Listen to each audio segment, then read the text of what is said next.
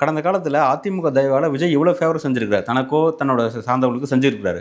அப்படி இருந்துட்டு இன்னைக்கு இந்த அளவுக்கு அவங்கள போட்டு அடிக்கிறது, நீங்கள் ஊழல் கட்சி அப்படிங்கிறது, உங்களாம் நீங்கள் ஒன்றும் இல்லை அப்படிங்கிற பண்ணுறது அப்படிங்கிறது, அவர் அதை யோசிச்சு பார்க்கணும் இல்லை? எப்படி அந்த அந்த இடத்துல நகராது அவர்? இல்லை, அவர் என்றைக்குமே வந்து இப்போது ஒரு சில படம் அந்த இதெல்லாம் வரும்போது டைரக்டர்ஸு பழைய ப்ரொடியூசர்ஸ் எல்லாம் நினைவு கூர்ந்து பேசக்கூடிய நட்சத்திரங்களை நம்ம பார்த்துருக்கோம். உதாரணத்துக்கு எம்ஜிஆர் அதை எப்பயுமே பேசுவார். தனக்கு வந்து இன்ஃபேக்ட் ப்ரொடியூசர்ஸை வந்து முதலாளின்னு தான் கூப்பிடுவார். ஆமாம், முதலாளி தான் கூப்பிடுவார். ப்ரொடியூசரு காசு இல்லாமல் ஓட்டாண்டி ஆகி ஒன்றும் இல்லாதப்போ படம் நடித்து கொடுத்து ப்ரொடியூசரோட வாழ்க்கையை திருப்பி காப்பாற்றி கொடுத்தவர் தான்.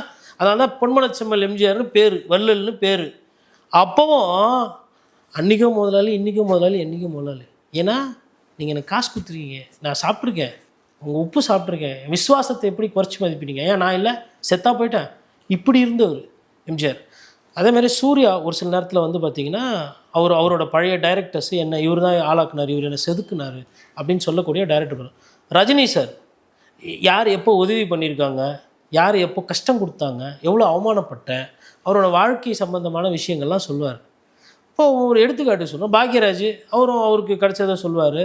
அப்புறம் மயில்சாமி அவருக்கு பண்ணதை அது எதுக்குன்னா எல்லா இடத்துலையும் இந்த மாதிரி ஆட்கள் இருந்துருக்குறாங்க. ஒரு நினைவு கூறுவாங்க, இவர் எனக்கு இதை பண்ணி கொடுத்தாரு, இவரால் தான் நான் வாழ்க்கையில் நல்லா இருக்கேன், இவரை நான் மறக்க மாட்டேன் அப்படின்ற மாதிரி பொது வழியில் சொல்கிறேங்க. விஜய் சார் எத்தனை வாட்டி பொது வழியில் எத்தனை பேரை அப்படி தூக்கி வச்சு பேசுகிறார்.